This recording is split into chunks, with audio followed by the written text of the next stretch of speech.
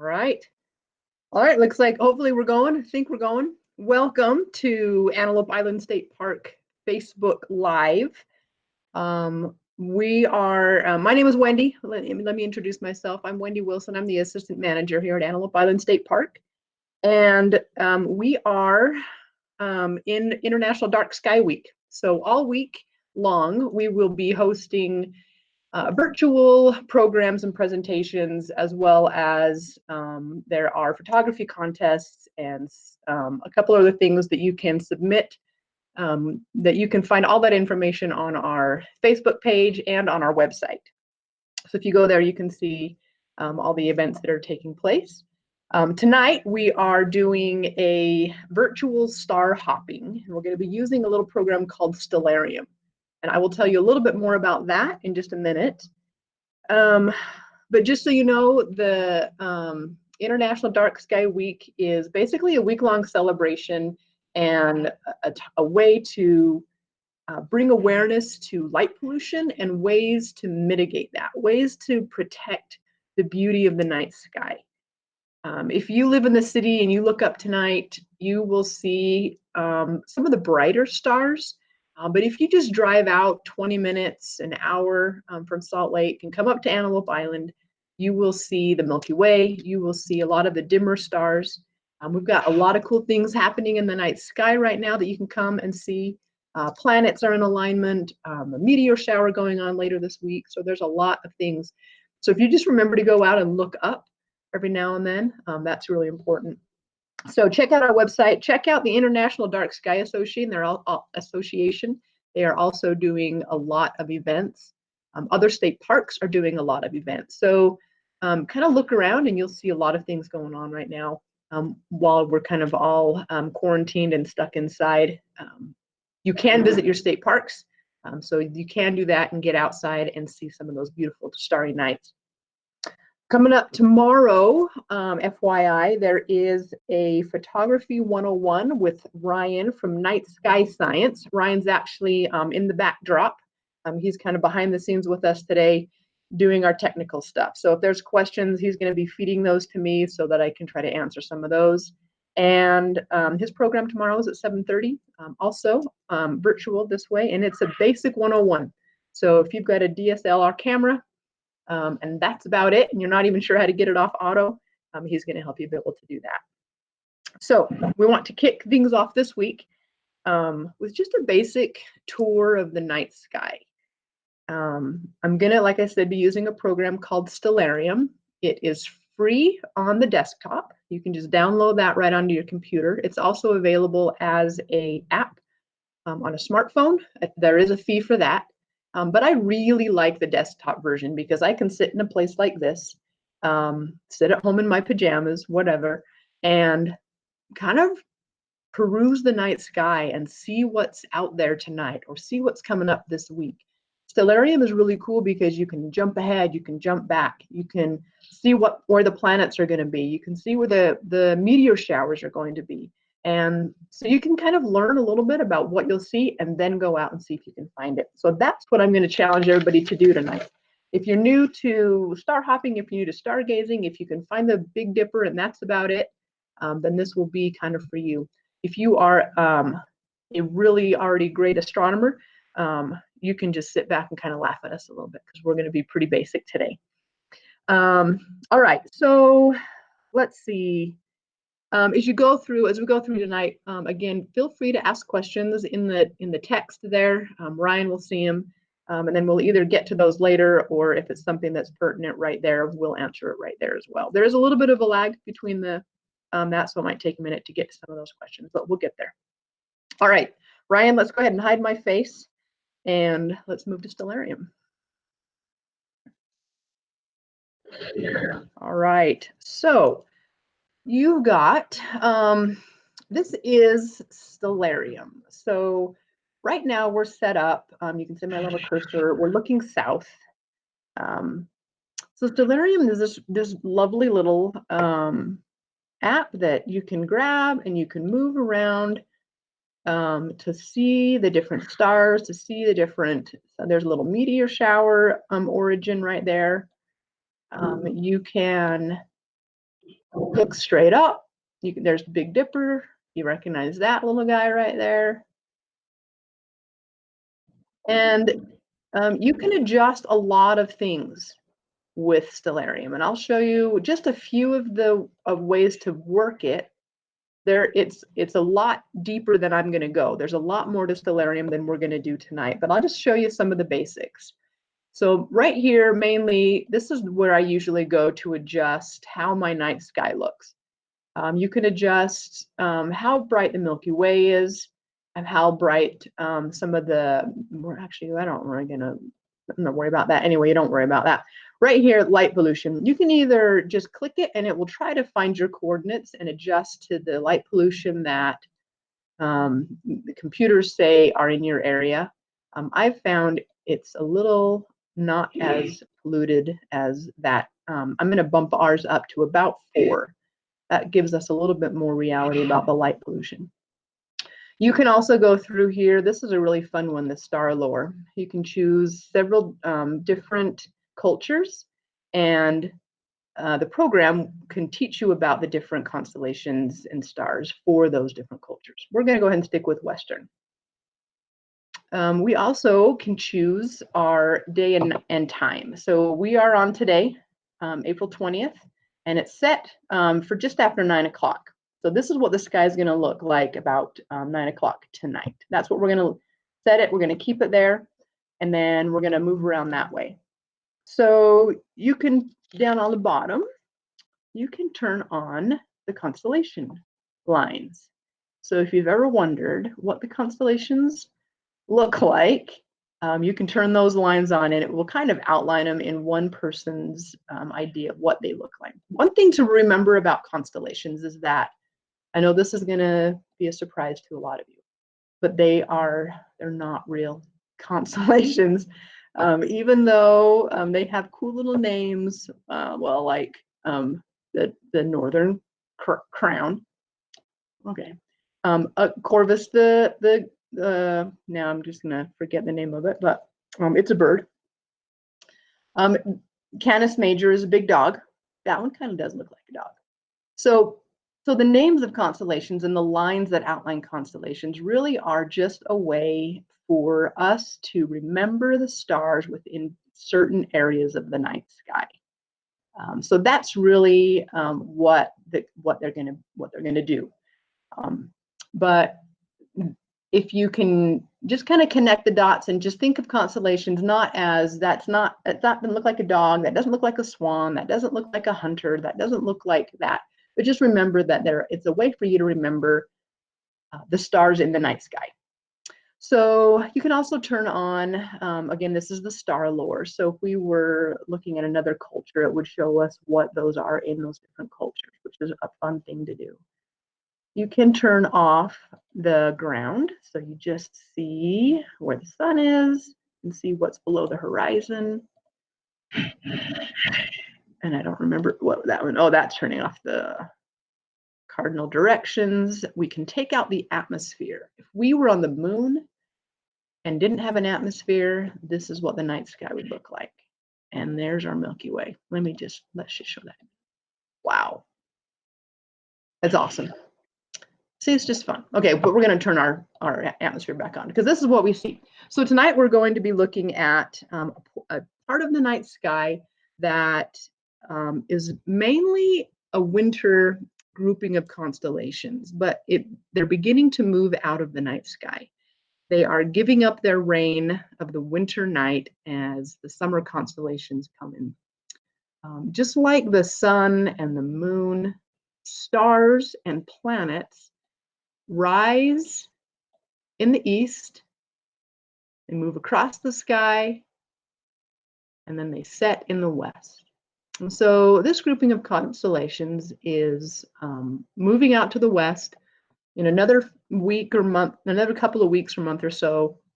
At night, we won't see these guys anymore. So I wanted to point them out right now while we still could, and then give you something really kind of cool to look at in the next few nights. And then later in the summer, when this quarantine is lifted and we can get back out, we can look at some of those summer constellations as well. So during the dead of winter, these constellations are going to be pretty much dead south and pretty up high in the sky. So right in this area is where this grouping of constellations will be in the winter time. But like I said, they're getting ready to set. So they're over in here in the west. All right, so we're going to be looking at what's called the Winter Hexagon. And the Winter Hexagon is six different stars that form a hexagon in the sky, and each of the stars links up to a constellation. So we'll be able to find the constellation by jumping around these six stars. You can probably see some of them don't include Venus. We've got Venus right here, this lovely little planet. So we're going to kind of ignore Venus for a minute, even though she's beautiful. But we are going to focus on the six bright stars within the, let's see, yep, they're all in the view here. So we've got, some of them are labeled, some of them are not. We're going to start, we've got Rigel right here. We've also got Aldebaran right here. And we're going to jump up to Capella. And we're going to head over here to, and I forget if that one is Castor or Pollux, and someone's going to let me know. But these are Castor and Pollux. And then we're going to jump down here to Procyon, down to Sirius, and then back to Rigel. So we've got these points right here that all link different constellations. So these are very bright, obvious stars in the night sky. Probably you can see most of them even if you're in a somewhat polluted city. So tonight around 9 o'clock, head outside and see, look to the west and see if you can see. Again, try to kind of, you're just going to skip Venus right here. It's going to be bright. It's not going to look that big in the normal night sky, but it's going to be bright. So let's down here to Rigel. Let's get so we can see the horizon and get an idea of where that's at. We don't want to get all that. Okay, so we've got Rigel. Rigel is one of the feet in the constellation Orion. And if you're familiar at all with Orion, most people can pick out these three stars of Orion's belt. And a lot of times that's all you can see. We're going to zoom in a little bit on him just to get a nice look at him. Let me turn off some of the names of these stars if I can. And we'll just look. Oh, I just turned off the stars. Let's not do that. Let's keep those on. Let's turn off the labels. All right, that's better. We don't want to turn off the stars. All right, so we've got Rigel. Look, there's a satellite.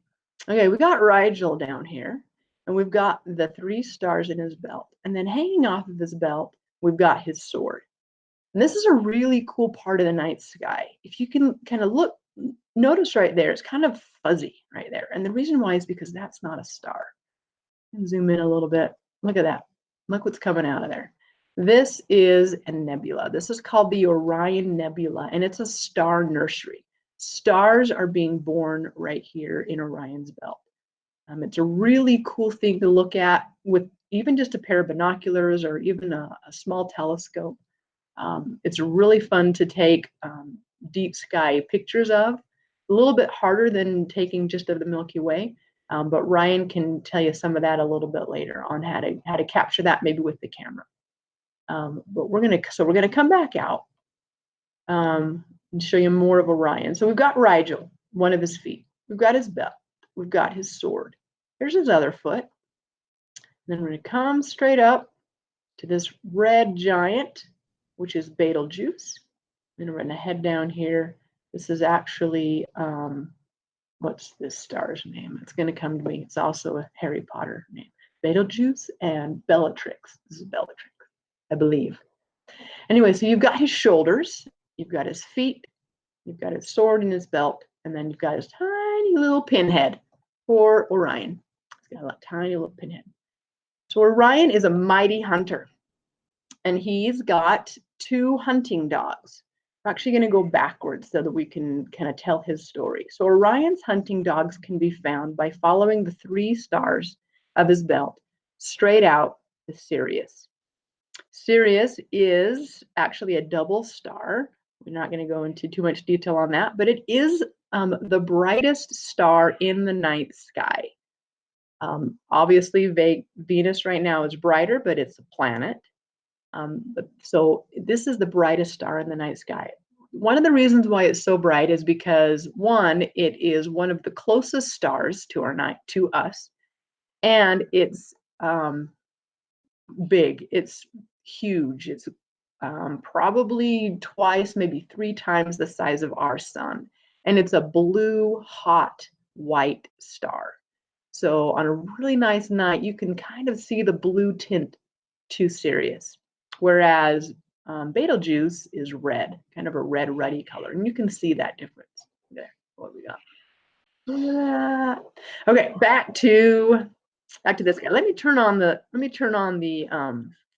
lines there so you can kind of see what he looks like. So generally, when I'm looking for Sirius, I'm not looking for that little head. I'm looking for this star, and the line back to kind of this back end of him, and then up here to kind of his front feet.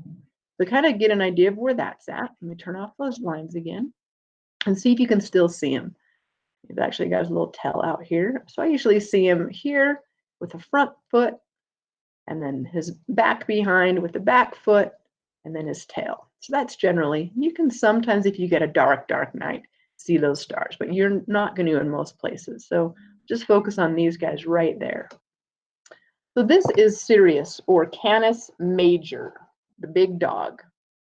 And from him, we are going to pop, well, let's see, what's the best way to get up to him? Let's go back to Orion, who's going to be kind of our guide. So we've got Rigel, we've got Sirius, and up here we're going to get up to Procyon. So to find him, rather than trying to go around in this random circle, let's go back to Orion. We'll go back up to his shoulder, to Betelgeuse. Come over to Bellatrix, draw a line between Bellatrix, Betelgeuse, and it should bring us out to Procyon. So Procyon is the little dog, the wiener dog, I guess, right? He's a little dachshund. If we turn him on, he's really just kind of what it looks like, right? 2 little stars. Poor little dog, little yappy dog jumping up. Anyway, so that is the little dog, Canis Minor. And so this, probably the names of the stars don't matter as much, but Procyon is up here with little dogs. You've got Procyon, you've got Sirius, you've got Rigel. So Rigel with Orion, jump over to Sirius with the big dog, jump up to Procyon and the little dog. So we've got part of our summer or our winter hexagon going on here. All right, I'm going to shut it off and let's see if you can pick them out. One thing I want to mention too before I move on to some other constellations is what you see on Stellarium looks really tight, right? It looks like everything's really close together. When you look outside, the sky is big and space is huge. So everything is definitely going to be more spread out. So you're going to kind of really have to broaden your field of view as you look through and try to pick all these things out. But if you follow some of these guides that I'll point out, you'll be able to find most of these things. All right, so let's again, we're going to follow the 3 belts, the 3 stars in the belt over there. Then we're going to follow his shoulders up to there. All right, now let's zoom back out a little bit so we can see more of the sky. All right, so then we remember, let's come back to his shoulder. Let's come back to Betelgeuse. And if we draw a line from Rigel up through Betelgeuse and then keep going, we're going to run into Castor and Pollux, the twins. Let's turn them on. There they are, holding hands. So again, this is one of those constellations that on a dark night, you'll be able to see the stars that make up the whole constellation. But if it's somewhat light polluted, you're probably only going to see the heads of these 2 guys. So let's turn that off again. See if you can see some of those. Generally, if I can't pick out the whole thing, I just know that they're all this kind of muddle of stars in between the head and then down here at the feet. So those are, again, Castor and Pollux, and I'm just super curious. So let's see if we can figure out which one is which. And so I'll show you how you do that. If you're not sure, you can, oh yeah, there we go, Pollux just popped up. So you can turn those labels on, and it will show more of them. So that was Castor, Pollux. All right, let's make our way around. We got Rigel at the foot of Betelgeuse. And jump over to Sirius. And pop up to Procyon. Then we're going to pop over to Pollux, Castor. So we've got a good chunk of the night sky already figured out. All right, so then let's keep moving around. We're going to jump over here to Capella. I'm going to shut these names off again because you don't really get to see those at night, and that's cheating. All right, so we're going to jump over here to Capella. And Capella is another one of those constellations that looks nothing like the stars. Let me show you what Capella is in history. It's I guess a water carrier or a goat carrier, and Capella itself is a goat, and then the rest of him is called Auriga. And again, he's just kind of this circle of stars right here. We'll throw that on. So these are the stars in Auriga, and then Capella. So this is one that looks really nothing like the name. He's a dude carrying goats. This is one where you just have to know, okay, that really funky round circle is Auriga, and you just know it. And so then you're like, yes, I can find Auriga, and he's right there, and he looks nothing like his mythical story. And that's okay. Turn those off. Let's see if you can see that. Yeah, there he is right there. And then Capella here has got this little triangle hanging down as well. So that's part of him. But it's just kind of this outline of a random circle-ish in the night sky. All right, so now let's go back. We've got, and again, you don't remember the names, but if you can remember where they are, then it's really fun at night. So we've got Capella, jumped over to, which one was it? Pollux, thank you. And then we're down to Procyon, Sirius, Rigel. All right, so we've got a whole chunk of the night sky. Now let's skip Venus because he's throwing us off a lot. But we're going to jump down to this other really bright one. Let's zoom in a little bit on him because it'll make it a little bit easier to see. All right. And we want to not have that turned on. Let's see. All right, we'll just go ahead and get right there. All right, so if you come back to Orion and you look at these belts again, and you follow it instead of out towards Sirius, if you follow it the other direction, you're going to run into this bright star right there. And that bright star is Aldebaran. Let me show you what Aldebaran is part of and see if you can figure out what that looks like. You probably, maybe if you were paying attention when I was talking about this guy, you might have seen what that is. This is Taurus, the bull. This is the head of the bull, this V shape right here. And then he's got these really long horns that come out. And then this one actually hooks up with Auriga. And then he's just got random arms out here that I always ignore because they're not as cool as the rest of it. I'll shut that off again. So you can see, look at that really cool V shape there. Pretty obvious.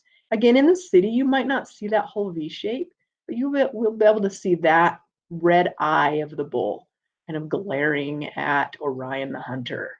And if you remember, take a look at Orion. He's got this cool little bow. I think he's hunting Taurus the bull. So that bull is eyeing him. He's not a happy bull. But then he does have the horn that comes out. And then this one that hooks up with Auriga up here. So there's Taurus, the bull. And that's one of the, that is a Zodiac constellation, Taurus. And we're not going to talk about all the others, but we'll just mention that one. He's kind of cool. He's a nice one. All right. And so then now we've got Aldebaran here. We can relink up back to Rigel. Let's zoom out a little bit here and see if you can see that winter hexagon there. I'll let you just kind of look, see if you can point it out, see if you can find Rigel where I was, then jump over however you can to find Sirius, either coming up from Rigel or following the belt. And then follow the shoulder and head up to Procyon. And from Procyon, head up to Pollux, or again, follow Rigel, Betelgeuse, follow it all the way up to Procyon. And then you're just going to kind of have to randomly bump over to Castor over there. Not Castor, excuse me, Capella. And then if you go back to Orion's belt, follow it over to Aldebaran in Taurus the Bull. So just like that, in a matter of 20 minutes, we've found Orion, Sirius, a little wiener dog, the twins, the random dude, Auriga, and then Taurus. So you've got this really awesome 6-star winter hexagon. And the more you get to know these constellations at night, when they disappear, you'll recognize they're gone because you can't see Orion in the summertime, and Orion is really cool. And then in the winter, you'll start to see him peeking up in the east, and it will feel like the return of an old friend. It will feel like he has been in quarantine for 6 months and finally gets out, right? And so now you can go and hug your buddy again. So you've got this really fun grouping of stars that is just really incredible in the night sky.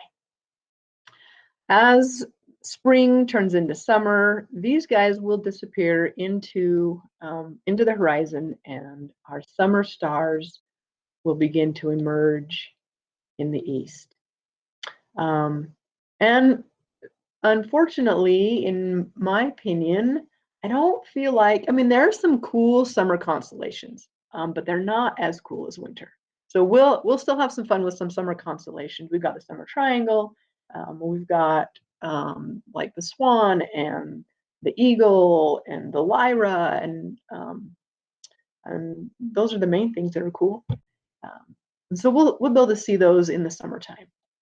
What you can always see is if you look to the north, because the Earth's axis is tilted somewhat, the stars in the north are always visible. So even though they will rotate around, let me just speed this up a little bit and let you see their movement. So as the night progresses, this is what the stars are doing. They're moving seemingly from the east to the west. But these stars right in the north are just going to move around this central point right there. And that is Polaris, the North Star. So you will always see the North Star. You will always see Polaris in the north, in the night sky. He's always going to be in the north. And then the stars that are closer to him, to Polaris, are going to always be above the horizon. So you'll always get to see them. So right now you can see, let's see, this is a much earlier. This is 4 o'clock in the morning. We can back up a little bit so we can kind of maybe see what it's like tonight at, well, not that bright. See how cool this is, just moving around. All right.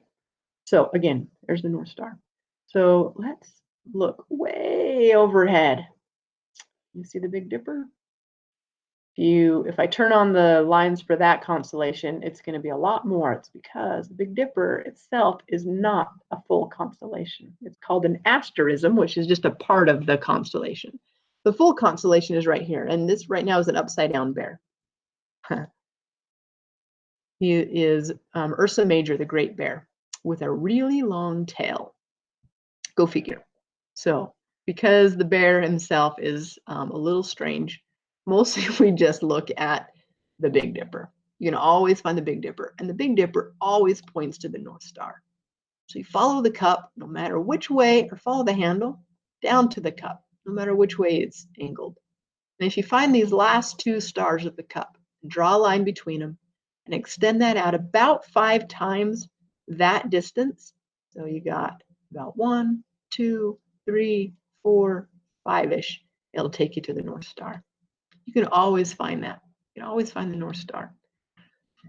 All right, well, I'm not going to overload it with too many constellations to find tonight. So, but that one you can find. You can always find the Big Dipper and the North Star. And then for a little bit, you can find again the Winter Hexagon. All right, let's take a minute. Were there any questions, Ryan, that anyone popped up with? I can hear you.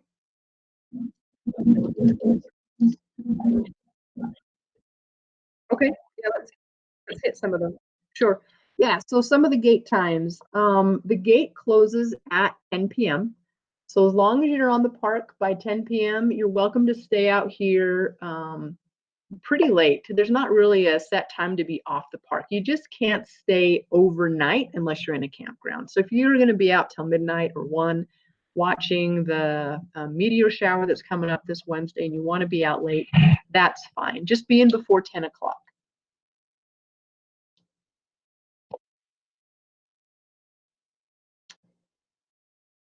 Was there anything else, Ryan? Okay. All right. So let's jump on a little bit and let's.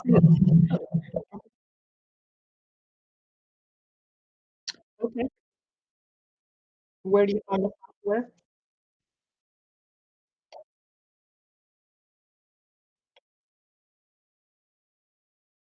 Okay. Great. So there's the link to it. Yeah, and even if you don't use that link, you can just in a search window, just type in Stellarium, and that will come up for you, that software. And again, you just download it right onto your desktop, and it's really fun to play with. I mean, you can go back to the dawn of time or go ahead 5,000 years to see what things are going to look like. The stars will change in that amount of time because stars are moving. Ruth, what month is best for camping? I would say September and October. October it starts to get a little chilly, but September is probably great. All the bugs are gone, including most of the mosquitoes. It's still pretty warm, and the night sky is beautiful. So yeah, I would say September, but anytime July, August, those are all great times to come out and go camping out here. And hopefully by this time next year, fingers crossed, we should have a new campground, an additional campground with some hookups. So that will be a lot of fun. You'll be able to stay a few more nights because you'll have power and water. But otherwise, you can throw down a tent and stay in any of our other campgrounds. All right. So let's talk about a few other things that you can look for in the night sky over the next week or so. So we've already talked about Venus. It's over here in our little night, in our little hexagon. So we've got Venus. So Venus chases the sun pretty closely. So look for Venus either in the evening, just as the sun sets, or right before the sun rises in the morning. Sorry, I keep clicking on those. So right now Venus is in the western sky in the evening, and there's another fun thing about Stellarium is you can zoom in on that little guy. Look at Venus. Here, let's pause this because he moves too fast. So even though he looks so bright in the night sky, we're only seeing like a quarter of the Venus. You can actually see the crescent of him, which is so cool. That's because of where he's positioned in relation to the sun, right? The sun is shining on this part of him, while the rest of it is in shadow. So we'll be able to see Venus for quite a few more weeks right there following the sun. And just like, let me see if I can turn on, I know there's a way and I am not going to remember how to do it. No, I don't remember how to do it. We'll have to play with it a little bit more. Anyway, there is this is called like the Zodiac Line, right? So along this if you follow the kind of the path of the sun, Venus, and let's see, let's come back a little bit. Ooh, look at that.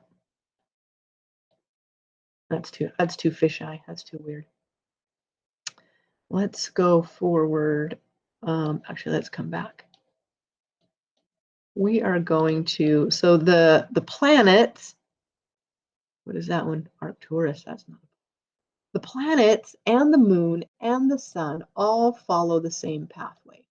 So let me come out just a little bit, and I'm going to speed up Stellarium and let you watch the sunrise and set, because when you're looking for the planets, this is where you want to look. We're going to look south, actually. You're going to want to look kind of along this southern arch of the sky. That is where the sun, the moon, the planets all follow that same kind of path. Oh, that's really fast. Let's pause.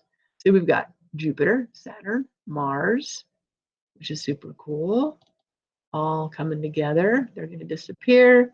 The sun's going to rise.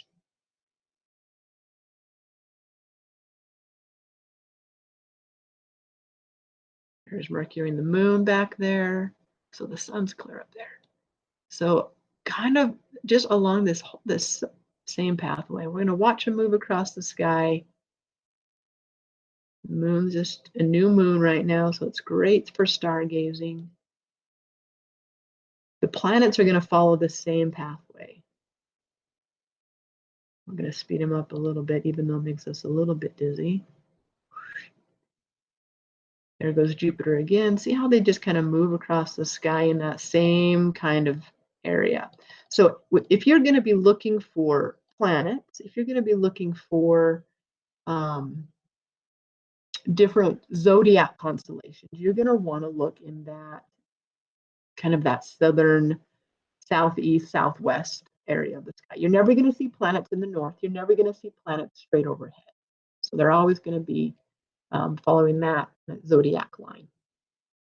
And on Wednesday, we are going to be looking for the, what is it? It's the Lyrid, I believe, the Lyrid meteor shower. And let's see if we can find the best way to find the Lyrids. All right, you see them right there? So let me teach you how to find that. So we are on, let's go, well, this is the 22nd night at about 10 o'clock. Let's go a little bit. So they're a little bit higher. So now we're at 11. Now we're at about midnight. So if you go out on the night of the 22nd into midnight, and look to the east, let's turn on a few constellations. You're going to see, the reason why they're called the Lyrids is because they're near the constellation the Lyre, or the Lyra. And you can find, look at that. Did you see that little mini shore? There's going to be a really bright star in the northeast right here.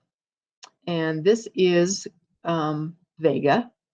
And Vega is part of the constellation the Lyra. And the Lyrids are going to be coming from there. So you're going to go out on Wednesday night, on Tuesday night, late at night, midnight-ish, and look to the east. And hopefully the later you stay out, the better it's going to be, right? Because it's going to get higher and higher in the sky. Or get up really, really early on Wednesday morning. Get up at 2 on Wednesday morning and look up, because you'll get out of that light pollution from the city. If you come out to Antelope Island, stay overnight, drive out to the West Desert and look east, and you'll watch the Lyrid meteor shower. This is actually, so a meteor shower is kind of the dust and remains and the debris that's left behind as we cross in our orbit through the debris orbit of a comet. This one is from the comet Thatcher, And I honestly don't know last time it came through, but it left its debris behind. And every year, about the same time, Earth's orbit passes through the debris of Comet Thatcher. And then we get to see that rock and that dust and that debris as it hits the atmosphere and burns up as it comes through our atmosphere. And we call those shooting stars or meteors. And so that is just kind of a quick explanation of a meteor shower. There's others, right? I don't know when those are, but I do know when those are. They're this week. You could probably even go out late tonight and see some of those early in the morning, just right around the midnight hour. All right. I think I have yammered on long enough. Any last questions about anything that we've talked about or about the park before we sign off? Okay. If you do, go ahead and just enter it in there. We'll kind of just we get notifications on those, and so we can jump in and answer those little by little. But check out Antelope Island State Park Facebook page on our events, as well as you can look again on our website, antelopeisland.utah.gov, and see all the events that we have coming up. Again, tomorrow night, Ryan will be doing a basic night sky photography, basically telling you how to turn your camera off of auto and learn how to do some basic settings to get some night sky photography, night sky photos. You can use that information to enter our virtual photo contest. There's information about that as well. We hope you guys have a great night. Remember to shield your lights on your houses, turn them off if they're not needed, change the bulbs so that they're not bright white, but maybe more of an amber color, and let's preserve some of this beautiful starry night sky. All right, thanks a lot.